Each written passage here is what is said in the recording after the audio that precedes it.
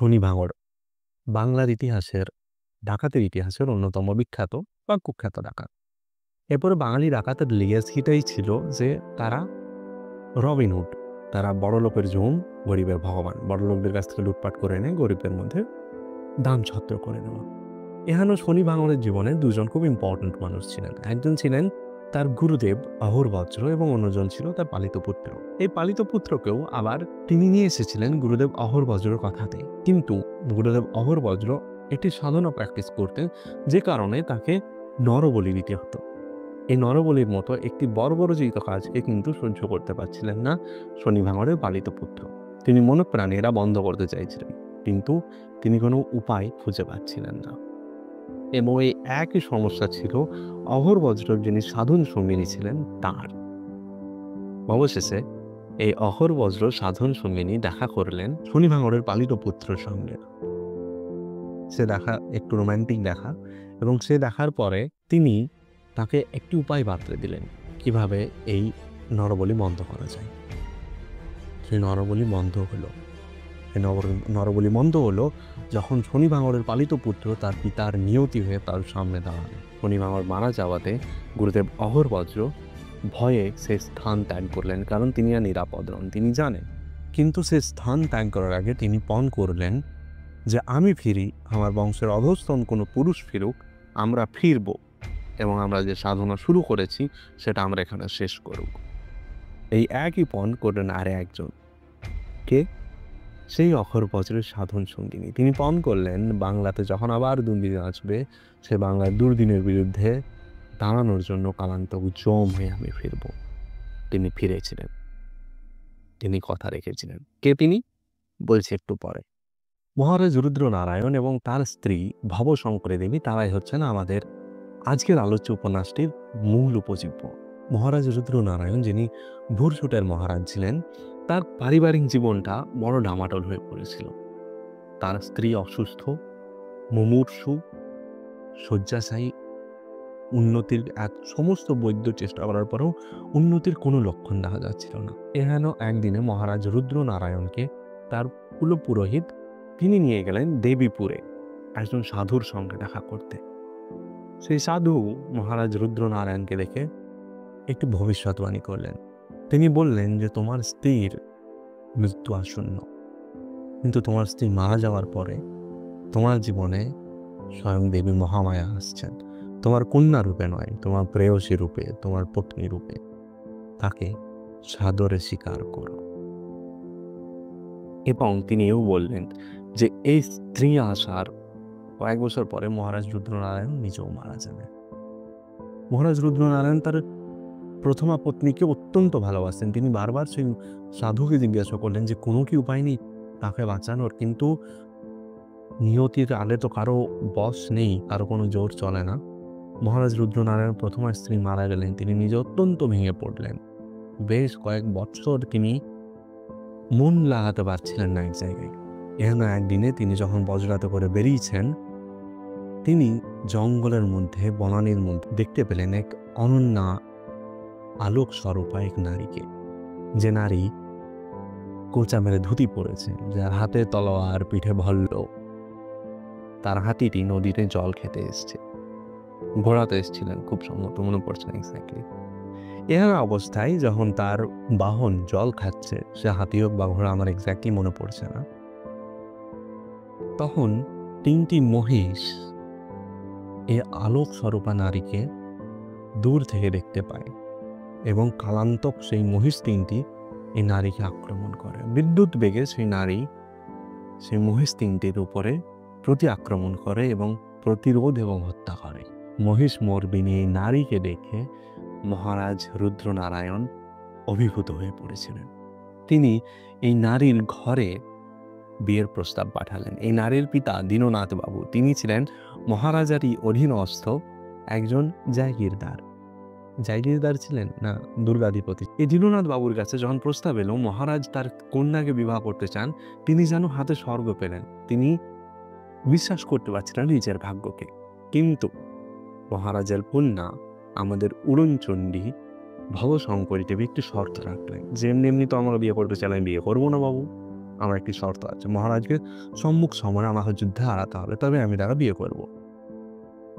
উড়নচণ্ডী ভবশঙ্করী যে তার দলবল নিয়ে খোলা হাতে বা তলোয়ার নিয়ে 10 জন পুরুষের মহড়া একাই নিতে পারে, এহেন নারীর পক্ষে এরকম একটা শর্ত রাখা খুব স্বাভাবিক। কিন্তু সেই শর্তটা স্বয়ং মহারাজের বিরুদ্ধে। তাদের পুরোহিত বললেন যে এটা তো হতে পারে না, মহারাজ যুদ্ধক্ষেত্রে নারীর বিরুদ্ধে অস্ত্র ধরবেন, এটা হতে পারে না, অন্য শর্ত বলো। দেবী ভবশঙ্করী শর্ত রাখলেন, আসন্ন দুর্গাপুজোয় যখন বলি হবে তখন মহারাজ এবং আমরা দুজনেই বলি করব, নিজেদের হস্তে বলি দেবো। বলি নিয়ম কি? বলি নিয়ম, একটা মহিষ থাকবে, তার নিচে আর একটা মহিষ থাকবে, তার নিচে একটা ভেড়া থাকবে। যদি মহারাজ এক কোপে এই 3 জনকে বলি করতে পারে, তবেই আমি মহারাজকে বিয়ে করবো, এবং সেই একই কাজ আমিও করব। সেই দুর্গাপুজোতে একটা আশ্চর্য ব্যাপার হয়েছিল। সমস্ত মানুষ সাক্ষী ছিলেন এমন একটা প্রতিযোগিতার, এমন একটা শর্তের, যে শর্ত পূরণের জন্য উপস্থিত হয়েছেন স্বয়ং মহারাজ রুদ্রনারায়ণ। এক কোপে তিনি 2টি মহিষ এবং একটি ভেড়াকে বলি দিলেন, এবং তার এই বীরত্বে, শৌর্যে, বীর্যে প্রসন্ন হয়ে দেবী ভবশঙ্করী মহারাজ রুদ্রনারায়ণকে নিজের পতিত্বে বরণ করলেন, এবং মহারাজ রুদ্রনারায়ণ পানি গ্রহণ করলেন দেবী ভবশঙ্করীর, এবং তিনি হলেন আমাদের রাজরানী। যাই হোক, সেই সাধুর কথা সত্যি করে মহারাজ কয়েক বছরের মধ্যেই চলে গেলেন, এবং রাজ্যের সমস্ত ভার এসে পড়ল মহারানী ভবশঙ্করীর ওপরে।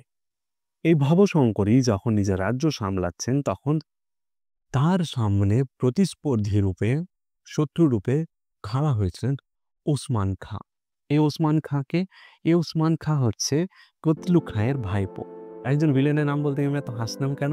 কতলু খাঁ, মনে আছে দুর্গেশ নন্দিনী বাংলার প্রথম সার্থক উপন্যাস বলা হয় যে উপন্যাসকে, সেই সার্থক উপন্যাসের প্রথম লাইনটা মনে আছে?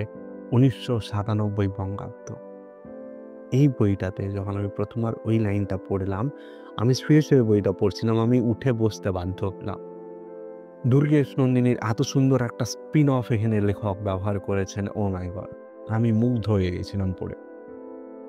সেই মানসিংহ, সেই মন্দির, মানসিংহ বৃষ্টির রাতে এসে মন্দিরের দরজায় করাঘাত করছেন, দরজা ভেতর থেকে বন্ধ। মানসিংহ কোনো রকমের দরজার ভেতরে ঢুকলেন এবং দরজাকে ভেতর থেকে বন্ধ করে অন্ধকারের উদ্দেশ্যে তিনি বললেন, আমি জানি না মন্দিরের ভেতরে কে আছো, মন্দিরের ভেতরে যদি কোনো পুরুষ আছো আমাকে বিরক্ত করো না, বিরক্ত করলে সমুচিত দণ্ড পাবে, এবং মন্দিরের ভেতরে যদি কোনো নারী আছেন আপনি নিশ্চিন্তে থাকুন, এই রাজপুত খোলা তলোয়ার নিয়ে মন্দিরের দরজায় বসে রইল। টাকা দিয়ে দেওয়ার মতো সেই একই সিন এই গল্পে এসেছে মানসিংহর এন্ট্রি হিসেবে। অসাধারণ লেগেছিল আমার, পড়ে মুগ্ধ হয়ে গেছিলাম, এত আনন্দিত হয়েছিলাম যে আমি এখন অব্দি হাসি কন্ট্রোল করতে পারছিলাম। আমি কখন পড়েছি, অনেকদিন আগে বইটা পড়ে ফেলেছি। সেই মানসিংহ যুদ্ধ হতে আসেন প্রতাপাদিত্যর সঙ্গে। প্রতাপাদিত্য কেন? আমাদের যশোরের 12 ভূঁইয়ার বলা হয় সবচেয়ে শক্তিশালী ভূঁইয়া প্রতাপাদিত্য, যিনি নিজের জীবনের সবচেয়ে বড় গর্হিত কাজটি করেছিলেন তার কাকাকে হত্যা করে, যেটার অনুশোচনা শেষ দিন পর্যন্ত হয়তো রাজীবনে ছিল। তার কাকা বসন্ত রায় বাড়িতে ডেকেছিলেন, নেমন্তন্ন করেছিলেন, বাড়িতে বাৎসরিক শ্রাদ্ধাদের কাজ ছিল। বসন্ত রায়ের নিমন্ত্রণে যখন প্রতাপাদিত্য সেখানে উপস্থিত হয়েছিলেন তার বন্ধু বান্ধবদেরকে নিয়ে বসন্ত রায় রাজমহলে, তো তখন বসন্ত রায় কোনো এক চাকরের উদ্দেশ্যে বলেছিলেন, আচ্ছা প্রতাপের চেয়ে ভালো গঙ্গা জল নিয়ে আয়। গঙ্গা জল, এই গঙ্গা জল ছিল বসন্ত রায়ের তরবারি। প্রতাপ ভাবলেন কাকা আমাকে হত্যা করার জন্য কাউকে বললেন যে তার তরবারি নিয়ে আসতে, কিন্তু আদতে বসন্ত রায় সত্যি গঙ্গা জল চেয়েছিলেন আচমন করার জন্য। প্রতাপ খোলা তলোয়ার হাতে নিজেরই কাকার পরিবারের উপর ঝাঁপিয়ে পড়লেন। পিতৃব্য হত্যা, পিতার হত্যের সমান, সেই পাপ কি এত সহজে যায়? যাই হোক, প্রতাপ শেষ জীবনে নিজের নিয়তিকে মেনে নিয়েছিলেন, যে কারণে মানসিংহ যুদ্ধ করতে আসছে জেনেও নিজের অস্ত্রটি তিনি উপহার হিসেবে পাঠিয়ে দিয়েছিলেন দেবী ভবশঙ্করীর কাছে। এবং কার হাতে পাঠিয়েছিলেন জানেন? উপন্যাসটা পড়বেন, মজা পাবেন। ইতিহাস আশ্রিত এত সুন্দর একটা উপন্যাস বহুদিন পরে পড়লাম, খুব ভালো লাগলো। লেখকের এর আগে যে বইটা আমি পড়েছিলাম, আমার এই মুহূর্তে নাম মনে পড়ছে না, কারণ এখন এই বইটার আবেশের মধ্যে আছি। আমার মনে ছিল লেখক খুব ভালো লিখেছেন, কিন্তু ভবশঙ্করী দেবীকে নিয়ে লেখা লেখকের এই বইটি আমার মতে লেখকের লেখা সেরা ঐতিহাসিক উপন্যাস। পটমঞ্জরি অনেকেই বলবেন, আমি বলবো আমার ব্যক্তিগতভাবে পটমঞ্জরির চেয়ে ঢের বেশি ভালো লেগেছে রায়বাঘিনী, বিশেষ করে দুর্গেশ নন্দিনীর স্পিন অফ। ও মাই গড! যাই হোক, তো মোটামুটি এই হচ্ছে গল্পটার বিষয়বস্তু, উপন্যাসের বিষয়বস্তু। ইতিহাস আশ্রিত একটি অসামান্য উপন্যাস, লেখক অভীক সরকারের কলমে লেখা। এরপরে এই বইটি পড়তে গিয়ে কি আমার খারাপ লাগার কিছু নেই? আমি এত উচ্ছ্বসিত প্রশংসা করছি, খারাপ লাগা আছে আমার? শনি ভাঙড়ের চ্যাপ্টার যখন শেষ হয়ে গেল, তারপরে যখন মহারাজ রুদ্রনারায়ণের সঙ্গে আমাদের ভবশঙ্করী দেবীর বিয়ে হবে, এই মাঝের যে কয়েকটা পৃষ্ঠা, এই পৃষ্ঠাগুলো বাংলার রাজনৈতিক যে পথ পরিবর্তন দ্রুত হয়েছে, সেই পথ পরিবর্তনটা পাঠককে বোঝানোর জন্য লেখককে দ্রুত কিছু সিন চেঞ্জ করতে হয়েছে, কিছু ক্যারেক্টারকে ইন্ট্রোডিউস করতে হয়েছে, কিছু ঘটনাকে খুব দ্রুত পাঠককে বোঝাতে হয়েছে। ওটা এত দ্রুত হয়েছিল, এত তাড়াতাড়ি সিন চেঞ্জ হচ্ছিল যে ওই জায়গাটার সঙ্গে কোপ আপ করতে আমার খুব সময় লাগছিল। এই পোর্শনটাকে যদি আমি একটু সাইডে রাখি আমার ব্যক্তিগত জায়গা থেকে, বাকি পুরো উপন্যাসটা আনপুট ডাউনেবল উপন্যাস। লেখক এত সুন্দর ভাষায় লিখেছেন, এত সুন্দর শব্দে লিখেছেন। অনেক দিন পরে আমার একটি ঐতিহাসিক উপন্যাস পড়ে মনটা ভালো হয়ে যাবে। এবং সর্বোপরি এমন একটা টপিককে তিনি লিখেছেন যে টপিকটা নিয়ে বলার কিছু নেই। এই লেখকটার সূচনাতে প্রকাশক ত্রিদীপ বাবু তিনি নিজে লিখেছেন যে এত সুন্দর একটা উপন্যাস অভিক লিখেছে এরকমভাবে যে মন ছুঁয়ে যাওয়ার মতো, সত্যি মন ছুঁয়ে যাওয়ার মতো একটু উপন্যাস। সুতরাং যদি আপনারা রায়বাঘিনী না পড়ে থাকেন, রায়বাঘিনী অতি অবশ্যই পড়বেন। জানতে পারবেন কতগুলো উগ্রনচণ্ডী মেয়ের ব্যাপারে, জানতে পারবেন বিদ্যাধরী বজ্রযোগিনীর ব্যাপারে। ওই যে বললাম না, অঘোর বজ্র যেমন বলেছিল যে আমার বংশ কেউ ফিরে আসবে, সেরকম তার সাধন সঙ্গ নিয়ে বলেছেন আমি ফিরে আসবো।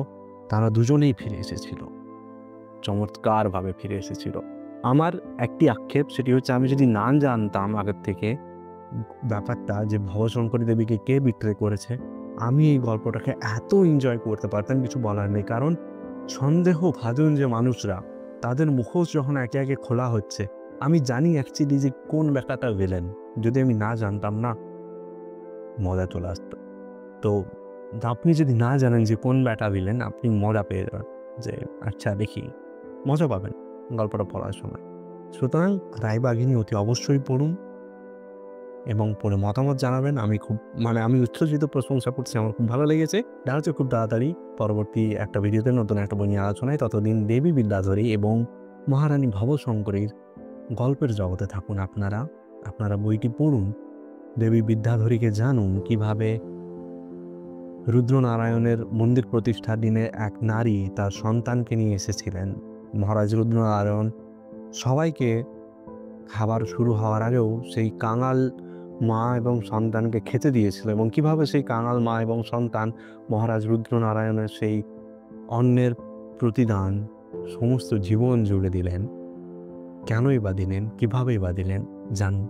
এই গল্পটার অত্যন্ত ইন্টারেস্টিং, খুব ভালো লাগবে। দেখা হচ্ছে, নমস্কার।